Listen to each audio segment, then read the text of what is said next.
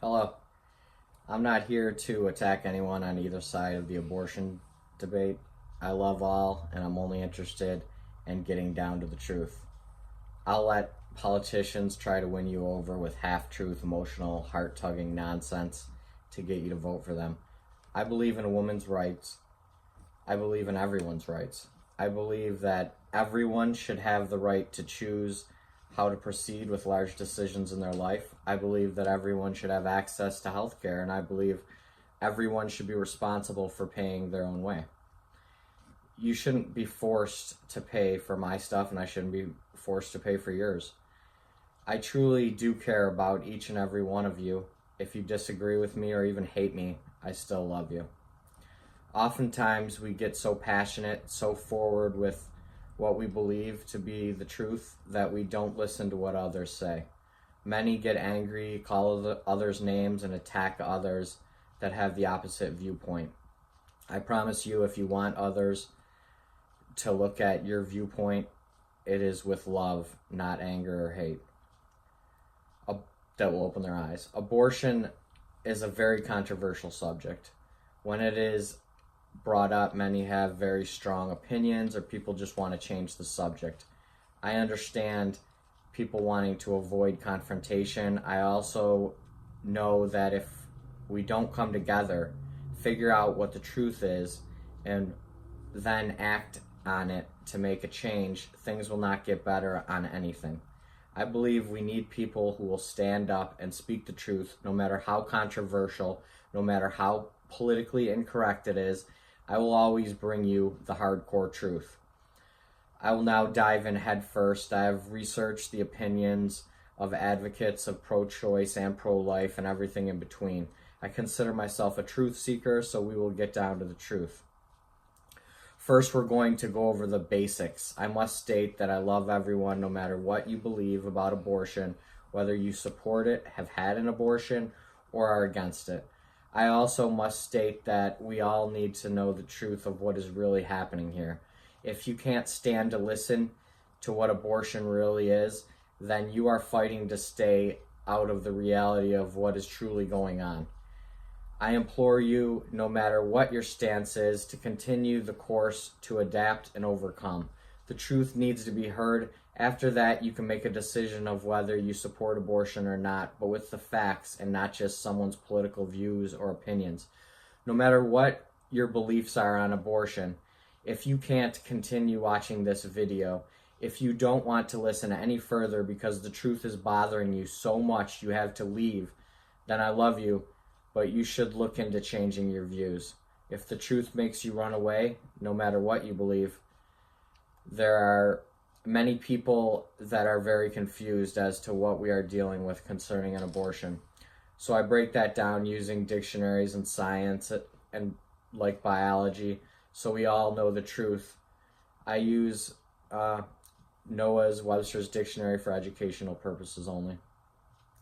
The definition of abortion is the termination of a pregnancy after accompanied by, resulting in, or closely followed by the death of the embryo or fetus, such as a spontaneous expulsion of human fetus. The definition of fetus is an unborn or unhatched vertebrate, especially after attaining the basic structural plan of its kind, specifically a developing human from usually 2 months after conception to birth. The definition of a human being is belonging to man or mankind, pertaining or relating to the race of man, as a human shape, human nature, human knowledge, human life. The definition of a child is an unborn or recently born person. So let's dive deeper into what we're talking about here by answering some questions. What are we aborting? Is it a lump of cells, a growing human life, or something in between? I know many can get very emotional and offended just by talking about the subject of abortion, let alone what is being aborted.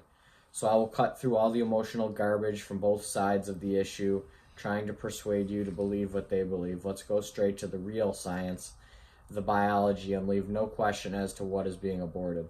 Let's look at some different resources, starting with some peer-reviewed information from a simple online search brings up proven scientific evidence of what is being aborted. And this comes from something I searched up on Princeton EDU. The development of human beings begins with fertilization, a process by which two highly specialized cells, the spermatozoon from the male and the oocyte from the female, unite to give rise to a new organism, the zygote. Although life is a continuous process, fertilization is a critical landmark because under ordinary circumstances, a new genetically distinct human organism is thereby formed. The combination of 23 chromosomes present in each pronucleus results in 46 chromosomes in the zygote. Thus, the diploid number is restored and the embryonic genome is formed. The embryo now exists as a genetic unity. The scientific basis for distinguishing one cell type from another rests on two criteria: differences in what something is made of, its molecular composition, and differences in how the cell behaves. These two criteria are universally agreed upon and employed throughout the scientific enterprise. They are not religious beliefs or matter of personal opinion. They are objective, verifiable scientific criteria that determine precisely when a new cell type is formed. Based on this criteria, the joining or fusion of sperm and egg clearly produces a new cell type. The zygote, or one-cell embryo, cell fusion is well-studied and very rapid event, occurring in less than a second, because the zygote arises from the fusion of two different cells. It contains all the components of both sperm and egg, and therefore this new cell has a unique molecular composition that is distinct from either gamete. Thus, the zygote that comes into existence at the moment of the sperm-egg fusion meets the first scientific criterion for being a new cell type. Its molecular makeup is clearly different from that of the cells that gave rise to it. Subsequent to sperm-egg fusion, events rapidly occur in the zygote that do not normally occur in either sperm or egg.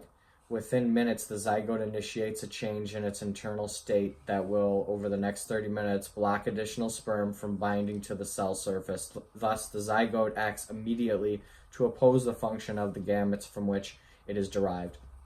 While the goal of both sperm and egg is to find each other and to fuse, the first act of the zygote is to prevent any further binding of sperm to the cell surface.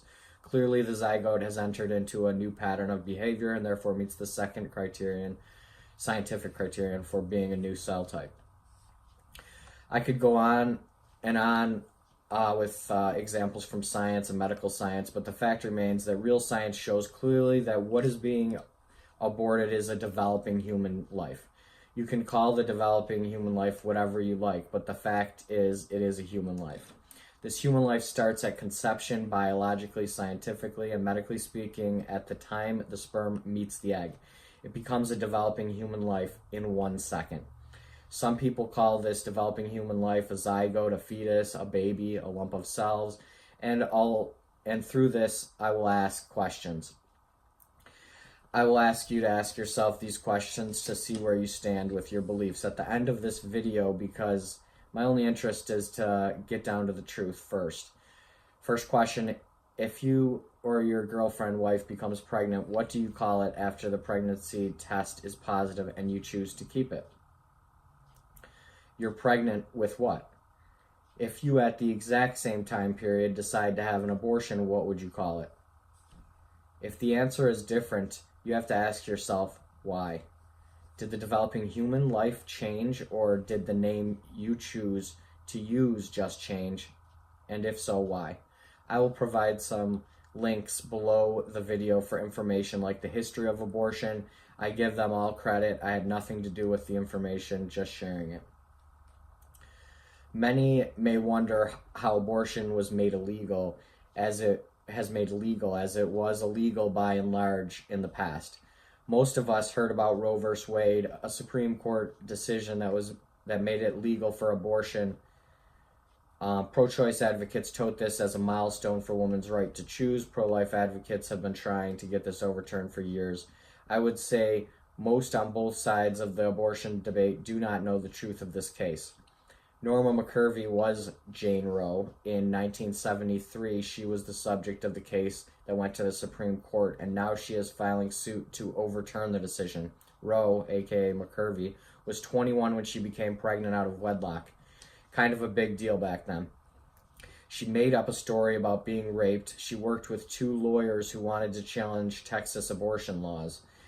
Jane Roe, now Norma McCurvey, stated, and I quote, "Plain and simple, I was used. I was nobody to them. They only needed a pregnant woman to use for their case, and that's it. They cared not about me, but only about legalizing abortion. No matter what any of us believe on abortion, we can all admit that a law being made based on a lie is corrupt and wrong. The whole foundation of abortion becoming legal is based on a lie. In a murder trial, if someone is wrongly convicted on the death penalty and evidence proves this, it is overturned and the man-woman is let go, is free.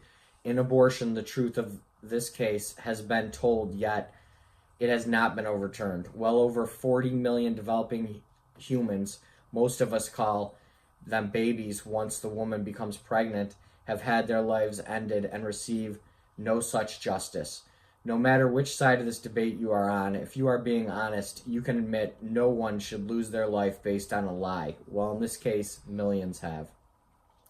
Moving on, let's go over some general numbers of the amount of human lives that are aborted and at what age in a study I have found. In this study, it was based on 1,500,000 developing human lives, aka babies. In 1992, 1.2%, or 18,000, were 22 weeks or older. 10% or 150,000 were 13 to 20 weeks old. 88%, or 1,332,000, were 12 weeks and under. Repeat abortions were at 20%, but rose to 45% in 1995. In 2013, it was still right around 44%. Unfortunately, many women do not report having multiple abortions, so the numbers may actually be much higher than the data we have. Some types of abortion and how they are performed are as follows. Menstrual extraction. It is often done before the pregnancy test is positive. It is performed very early. It is the suction abortion of the baby is sucked out by a tube. 6 weeks old, human life, a baby. The second, suction aspiration, paralyzes the cervical muscle womb opening, stretches it open, then inserts a hollow plastic tube with a knife edge on the tip into the uterus. The suction tears the baby's body into pieces, then cuts the placenta from the uterus and sucks out the scrapes into a bottle. The suction is 29 times more powerful than your home vacuum cleaner. 11-week-old babies, at 12 weeks, the baby's nervous system electrical signals are measurable.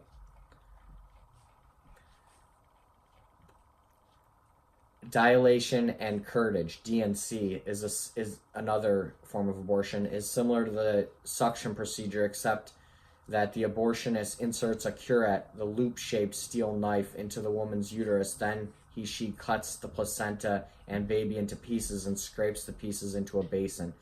The bleeding is usually profuse at 9 weeks. The baby has more than 90% of the body structure that we have as a full-grown human. A second trimester abortion technique is saline amniocentesis, or salt poisoning. Abortions after these are after the 16th week. A large needle is inserted into the baby's amniotic fluid. The baby breathes and swallows it. In it is poisoned, struggles, and sometimes convulses. This takes over an hour to kill the baby. When this method is successful, the mother 1 day later goes into labor and delivers her dead baby, 18 weeks old. At 16 weeks, the baby has eye movements. At 18 weeks, the baby's brain in the cerebral cortex has the same number of nerve cells as a full-grown adult. The cerebral cortex is responsible for functions such as reasoning, memory and the language, the pain sensory receptors of the skin and mucous membrane are all in place. If you're viewing this video on my Cool Video 28 channel, I have a new channel that's going to be going over the truth on many subjects. It's called The Hardcore Truth. This Cool Video 28 channel is gonna turn into all the things that I love to do, you know, all different subjects, anything that I think is cool or interesting.